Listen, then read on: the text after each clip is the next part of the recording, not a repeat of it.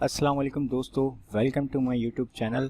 आज की इस वीडियो के अंदर हम कुछ बेसिक्स ऑफ कंप्यूटर के हवाले से सीखने जा रहे हैं कि कंप्यूटर की कुछ बेसिक चीज़ें या कंप्यूटर किस तरीके से काम करता है। आज का जो हमारा टॉपिक है, दोबारा रिवाइज कर देता हूँ, कुछ बेसिक ऑफ कंप्यूटर के हवाले से है।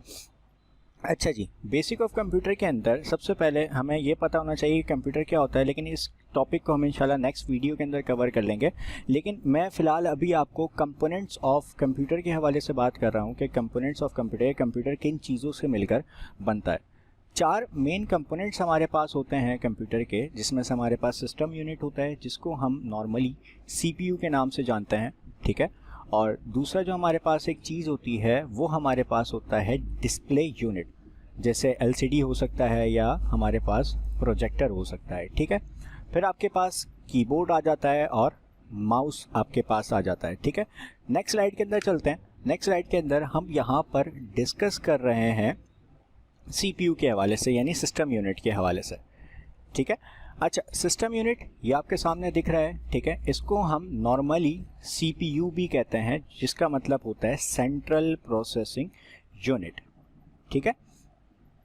अच्छा जी, इसके बाद हम इसी को थोड़ा से इसके व्यूज़ देख लेंगे कि CPU होता कैसा है। अभी मैं आपको CPU का फ्रंट व्यू दिखा रहा हूँ, ठीक है।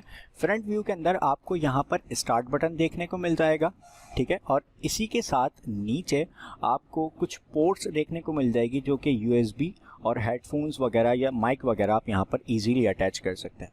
इसके बाद आपके पास जो CPU है उसका हम बैक व्यू देखेंगे। अच्छा जी, अरे अरे अरे अरे अरे वापस, हाँ गलती से थोड़ा सा आगे निकल गया था, वापस लेकर आते हैं। अब यहाँ पर हमारे पास जो एक पोर्ट्स आपको दिख रही है जो हाईलाइट हुई है, ये पावर सप्लाई है, और यहीं पर आपको पावर सप्लाई की पोर्ट जो है वो देखने को मिल जाएगी, जहाँ पर हम अपनी पावर सप्लाई का जो प्लग होता है या जो तार होता है वो लगाएंगे, या उससे हमारा जो सिस्टम है वो ऑन हो जाएगा। इसके बाद यहाँ पर बहुत सारी पोर्ट्स आपको देखने को मिल जाएंगी, जिसके अंदर HDMI है, VGA पोर्ट्स है, इनपुट एंड आउटपुट की बहुत सारी पोर्ट्स हैं, USB पोर्ट्स आपको देखने को मिल जाएंगी। ये सारी पोर्ट्स के अलग अलग काम हैं जो आपको यहाँ पर देखने को मिल जाएंगे। इसको भी हम ब्रीफली इंशाल्लाह दूसरी वीडियोस के अंदर डिस्कस करते रहेंगे। इंटरनेट की पोर्ट्स हैं, बहुत सारी पोर्ट्स इस आपको जो हमारा बैक एरिया है यहाँ पर देखने को मिल जाएंगी। अच्छा जी, इसके बाद चलते हैं। अच्छा जी, अब हम बात करने लगे हैं डिस्प्ले यूनिट के हवाले से। अब डिस्प्ले यूनिट क्या होता है? ऐसी जगह जहाँ पर मैं डिस्प्ले देख रहा हूँगा या जहाँ पर मेरा कंप्यूटर का डिस्प्ले आ रहा होगा, वो आपका डिस्प्ले यूनिट हो सकता है। जैसे LCD हो गई आपके पास, जैसे आपके पास CTR मॉनिटर्स हो गए, ये पुराने ज़माने के अंदर इस्तेमाल किए जाते थे, कुछ लोग शायद इसको अब भी इस्तेमाल करते हों। और आपके पास प्रोजेक्टर होता है, जो कि ज़्यादातर बड़ी स्क्रीन्स जब हमें प्रोजेक्ट करनी होती है, जिसको आप सिनेमास वगैरह के अंदर भी देखते हैं, तो उसके अंदर ये चीज़ इस्तेमाल की जाती है। अच्छा जी, आगे चलते हैं। अब हम बात कर रहे हैं कीबोर्ड और माउस के हवाले से। अच्छा, ये दोनों वो डिवाइसेस हैं जिन डिवाइसेस के ज़रिए आप अपना कंप्यूटर जो है वो ऑपरेट करेंगे, चलाएंगे। एक आपके पास है कीबोर्ड और एक आपके पास है माउस। इसको मज़ीद नेक्स्ट स्लाइड्स के अंदर ब्रीफली डिस्क्राइब करेंगे। अच्छा जी, कीबोर्ड और माउस मैंने आपको जैसा कि बताया, दो वाहिद डिवाइसेस हैं, जिनके वाहिद तो खैर नहीं कह सकते, दो डिवाइसेस हैं जिसके ज़रिए आप अपने कंप्यूटर को ऑपरेट करेंगे। अच्छा जी, माउस की तरफ आते हैं। ये देखिए, ये माउस का जो मैं आपको पिक्चर दिखा रहा हूँ, ये माउस की पिक्चर है, ठीक है। अच्छा जी, ये माउस की बॉडी होती है, यानी जो पूरा एरिया आपको देखने को मिल रहा है, ये माउस की बॉडी होती है, ठीक है। अच्छा जी, फिर ये स्क्रॉल व्हील होता है, इससे आप स्क्रॉलिंग कर सकते हैं, यानी स्क्रॉल मतलब आप किसी भी चीज़ को ऊपर लेकर जाना होता है, जैसे मोबाइल के अंदर हम फेसबुक वगैरह के अंदर स्क्रॉलिंग कर रहे होते हैं, किसी भी चीज़ को ऊपर लेकर आ रहे होते हैं या नीचे लेकर जा रहे होते हैं, वो चीज़ स्क्रॉलिंग कहलाती है। अच्छा, इस व्हील के ज़रिए हम वो स्क्रॉलिंग कर सकते हैं। अच्छा जी, फिर हमारे पास राइट क्लिक होता है और फिर हमारे पास लेफ़्ट क्लिक होता है। अच्छा, राइट क्लिक क्या काम करता है? राइट क्लिक किसी भी प्रोग्राम की जो प्रॉपर्टीज़ होती हैं उसको ओपन करने के लिए इस्तेमाल किया जाता है। यानी जब भी मैं राइट क्लिक प्रेस करूँगा तो जो भी प्रोग्राम मेरा होगा उसकी जो प्रॉपर्टीज़ होंगी वो ओपन हो जाएंगी, ठीक है। और अगर मैं लेफ़्ट क्लिक करूँगा तो लेफ़्ट क्लिक किसी भी कमांड या किसी भी इंस्ट्रक्शन को कंप्यूटर तक पहुँचाने के लिए इस्तेमाल किया जाता है, ठीक है। जैसे कि मैं डेस्कटॉप के ऊपर मौजूद हूँ, मैंने राइट क्लिक प्रेस करा, आपका पॉपअप मेन्यू ओपन हो जाएगा, ठीक है। पॉपअप मेन्यू ओपन होने के बाद अब आप किसी भी चीज़ के ऊपर क्लिक करेंगे, जैसे आपने रिफ़्रेश के ऊपर क्लिक कर दिया तो आपका सिस्टम क्या हो जाएगा, रिफ़्रेश हो जाएगा। यानी जब आपने किसी भी चीज़ की प्रॉपर्टीज़ खोलनी होगी तो आप राइट क्लिक प्रेस करेंगे, और जब आप किसी भी चीज़ के ऑप्शंस को अप्लाई करना चाह रहे होंगे तो आप वहाँ पर लेफ़्ट क्लिक प्रेस कर देंगे। अच्छा जी, इसके बाद हम बात करेंगे कीबोर्ड के हवाले से। ठीक है, ये आपके सामने कीबोर्ड की पिक्चर आ रही है।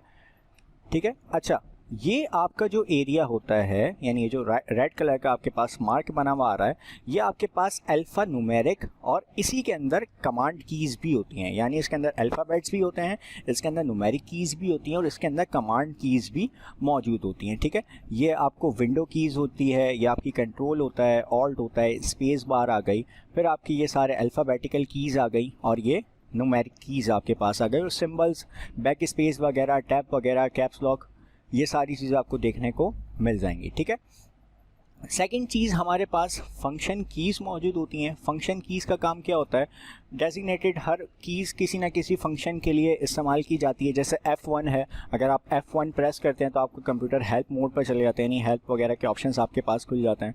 ठीक है, इसके बाद आपके पास स्पेशल कीज़ या नरेटिव कीज़ होती हैं। ठीक है, स्पेशल कीज़ के अंदर आपके पास ये कीज़ आ जाती हैं और नरेटिव कीज़ के अंदर ये आपके पास 4 कीज़, एरो कीज़ भी जिसको हम कहते हैं, यानी हम इससे किसी चीज़ को नरेट कर सकते हैं, मतलब मूव अप, मूव डाउन, इस तरीके से कोई भी हम यहाँ पर काम कर सकते हैं। स्पेशल कीज़ आ गई हमारे पास, यहाँ से हम कोई भी स्पेशल वर्क जैसे स्क्रीनशॉट लेना है, इंसर्ट करना है, होम एंड पेज अप या पेज डाउन के हमारे पास बटन्स मौजूद होते हैं जो हम अपना यहाँ पर इजीली काम परफॉर्म करवा सकते हैं।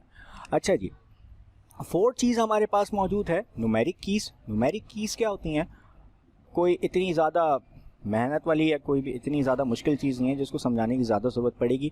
मतलब यहाँ पर नंबर्स मौजूद होते हैं और यहाँ पर आप इजीली टाइप कर सकते हैं। जिस तरीके से हम अगर मोबाइल के अंदर नॉर्मल कीबोर्ड खोलते हैं तो नॉर्मल कीबोर्ड के अंदर ये कीज़ आ रही होती हैं। ठीक है, लेकिन अगर मुझे नंबर वगैरह लिखना होता है तो मैं क्या करता हूँ, न्यूमेरिक पैड या नम पैड खोल लेता हूँ, तो वहाँ से हमारे पास इस तरीके की न्यूमेरिक कीज़ आती हैं जहाँ से मैं नंबर को ईजिली टाइप कर सकता हूँ। ठीक है, फिर यहाँ पर इंडिकेटर्स कह सकते हैं इसको, या हम लाइट्स कह सकते हैं, जो कि किसी भी काम को इंडिकेट करने के लिए आ रही होती हैं। ठीक है, जिस तरीके से यहाँ पर मैंने आपको न्यूमेरिक कीज़ के अंदर, अल्फ़ा न्यूमेरिक कीज़ के अंदर आपको एक ऑप्शन बताया था कैप्स लॉक का। ठीक है, अगर मैं इस कैप्स लॉक को प्रेस करूँगा तो यहाँ पर ये जो लाइट है ये जल जाएगी, यानी ये ग्रीन कलर की हो जाएगी। ठीक है, अब ये वाला अगर मैं इस पर क्लिक करूँगा नम लॉक के ऊपर तो यहाँ पर ये जो ग्रीन कलर की लाइट है ये ओपन हो जाएगी। अब मैं इसके ऊपर क्लिक करूँगा तो ये लाइट बंद हो जाएगी। अच्छा, ये लाइट खोलना या बंद करने का मतलब क्या है, अगर मैं नम लॉक के ऊपर क्लिक कर देता हूँ, यानी इस बटन के ऊपर क्लिक कर देता हूँ, ये लाइट बंद हो जाएगी। ठीक है, अगर बंद हो गई तो मेरा जो नम लॉक है वो काम नहीं करेगा, और अगर मैं इसके ऊपर क्लिक करूँगा ये लाइट ओपन हो जाएगी तो ये नम लॉक आपका काम करना शुरू कर देगा। इसी तरीके से आपके पास कैप्स लॉक मौजूद है। ठीक है, अगर आप कैप्स लॉक क्लिक कर देते हैं, कैप्स लॉक को प्रेस करते हैं, तो आप जो भी वर्ड यहाँ पर लिखेंगे वो सारा कैपिटल होगा। ठीक है, और अगर आप कैप्स लॉक को बंद कर देंगे, आप इंडिविजुअल वर्ड को कैपिटल लिखना चाह रहे हैं तो वहाँ से आप इसको शिफ्ट के साथ प्रेस कर ईजीली लिख सकते हैं। ठीक है, फिर आपके पास स्क्रॉल लॉक होता है, अगर आप ये वाला बटन प्रेस कर देंगे तो आपकी जो स्क्रॉलिंग है वो लॉक हो जाएगी, आप अपने जो भी काम है उसको स्क्रॉल नहीं कर सकते। ठीक है गाइस, उम्मीद करता हूँ आपको ये सारी बातें समझ में आई होगी, और अगर आपको समझ में आई हो तो मेरे YouTube चैनल को लाजमी सब्सक्राइब कीजिएगा और अपने दोस्तों के साथ लाजमी शेयर कीजिएगा। इंशाल्लाह मिलते हैं आपसे नेक्स्ट वीडियो के अंदर, जब तक के लिए अपना ख्याल रखिएगा और अल्लाह हाफ़िज़।